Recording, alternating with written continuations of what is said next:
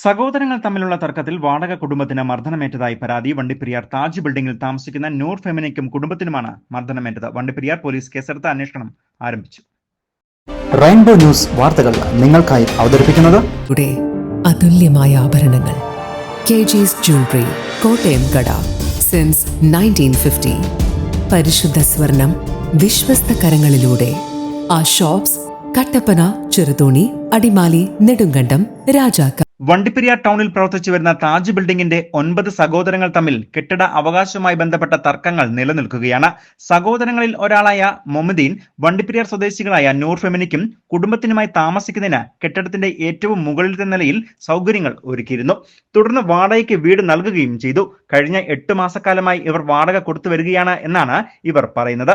ഇതിനിടയിലാണ് ഇന്നലെ കെട്ടിട ഉടമസ്ഥാവകാശം ഉന്നയിച്ചുകൊണ്ട് മുസ്തഫ എന്ന സഹോദരങ്ങളിൽ ഒരാൾ എത്തുകയും പീരുമേട് കോടതിയിൽ നിന്നും ഇഞ്ചക്ഷൻ ഓർഡർ പോലീസിൽ കാണിക്കുകയും ചെയ്തത്.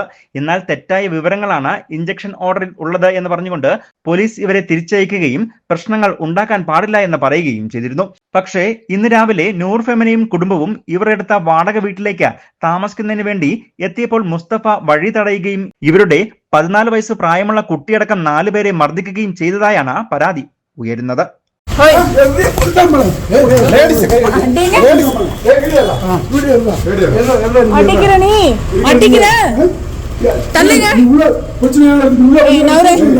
തുടർന്ന് ഇവർ വണ്ടിപ്പെരിയാർ പ്രാഥമിക ആശുപത്രിയിൽ ചികിത്സ തേടി. മുസ്തഫയുടെ മർദ്ദനത്തിൽ നൂർ ഫെമിനിക്കും കുടുംബത്തിനും ക്രൂരമായ മർദ്ദനമേറ്റതിനാൽ വിദഗ്ധ ചികിത്സയ്ക്കായി പീരുമേട് താലൂക്ക് ആശുപത്രിയിലേക്ക് ഇവരെ മാറ്റുകയാണ് ചെയ്തത്. സഹോദരങ്ങൾ തമ്മിലുള്ള തർക്കത്തിൽ തങ്ങൾക്ക് മേലുണ്ടായ ആക്രമണത്തിൽ നീതി ലഭിക്കണം എന്നാണ് നൂർ ഫെമിനിയും കുടുംബവും പറയുന്നത്. താജ് ബിൽഡിങ്ങിന് 3ാമത്തെ നിലയിൽ ഞങ്ങൾ വാടകയ്ക്ക് എടുത്തിട്ടുണ്ട് വീട്. അപ്പോൾ ബ്രദേഴ്സ് തമ്മിലുള്ള ഇഷ്യൂ ആയതുകൊണ്ട് അവർക്ക് എന്നാ പ്രശ്നമെന്ന് ഞങ്ങൾക്ക് അറിയത്തില്ല. പക്ഷേ ഞങ്ങൾ വാടകയ്ക്ക് എടുത്തിരിക്കുന്നത് ഞങ്ങൾ രാവിലെ വീട്ടിലേക്ക് കയറുമ്പോൾ താക്കോൽ അടച്ചു വെച്ചിരിക്കുകയായിരുന്നു, വാതിൽ പൂട്ടിയിരിക്കുകയായിരുന്നു, വേറെ പൂട്ടിയിട്ടിട്ട്. അപ്പോൾ ഞങ്ങളത് തുറക്കാൻ നോക്കിയപ്പോൾ ഇയാൾ ഇറങ്ങി വന്നിട്ട്, അതായത് മൂത്ത അയാൾ മുസ്തഫ ബ്രദേഴ്സിൻ്റെ ഫസ്റ്റ് പേഴ്സണാണ്, അയാൾ ഇറങ്ങി വന്ന് എൻ്റെ ഹസ്ബൻഡിനോട്ട് ഇടി കൊടുത്തു. പിന്നെ എനിക്കും ഇവിടെയും നെഞ്ചിനകത്ത് ഇടിച്ചിട്ടും പിന്നെ അടിവയറ്റിനകത്ത് കല്ലും കൊണ്ട് അടിച്ചിട്ടും നല്ല വേദനയുണ്ട്. അപ്പോൾ ഞങ്ങളിവിടെ കുഞ്ഞിനെയും തല്ലി. എൻ്റെ 7 വയസ്സ് കുഞ്ഞിനെയും അടിച്ചു, 14 വയസ്സ് മോനെയും അടിച്ചു.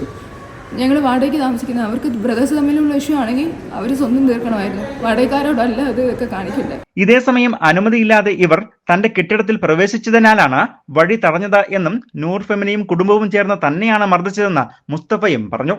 பிரச்சனை நடந்துக்கிட்டு இருக்கு, ஸ்டே ஆர்டர் வாங்கி வச்சிருக்கேன். அந்த இடத்துக்கு போலீஸ் ஸ்டேஷனில் வச்சு எஸ்ஐயோடு சேர்ந்து எஸ்ஐயும் வேலை செய்யக்கூடாதுன்னு சொல்லியிருக்காரு. நேற்று வரைக்கும் ஃபுல்லாக வேலை செஞ்சுருக்காங்க. இன்றைக்கி நான் வேலையை தடைய வரும்போது கேட்டை பூட்டி வச்சு நான் வேலை செய்யக்கூடாதுன்ட்டு இந்த கேட்டை இழுத்து பிடிச்சி உடச்சி உள்ளே வந்துட்டான். அது வீட்டில் விடணும் குடியிருக்கிறாராம். எப்படி குடியிருக்க முடியும் அந்த வீட்டில்? அதுக்குள்ள பாத்ரூம் கிடையாது, கரண்ட் கிடையாது. இது வந்து ஒரு நாடகமாக அவங்க செய்கிறாங்க.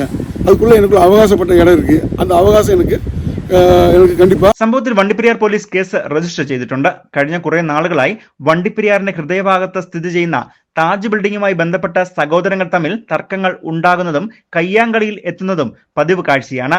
ഇത് ഇവരുടെ കെട്ടിടം വാടകയ്ക്കെടുത്ത് സ്ഥാപനങ്ങൾ നടത്തുന്ന വ്യാപാരികൾക്കും തലവേദനയായി മാറിയിരിക്കുകയാണ്. പ്രശ്നത്തിൽ അടിയന്തരമായി ബന്ധപ്പെട്ട വകുപ്പ് ഉദ്യോഗസ്ഥരും ഗ്രാമപഞ്ചായത്തും ഇടപെടണം എന്നാണ് നാട്ടുകാർ അടക്കമുള്ള വ്യാപാരികളുടെയും ആവശ്യം. News bureau, Vandiperiyar.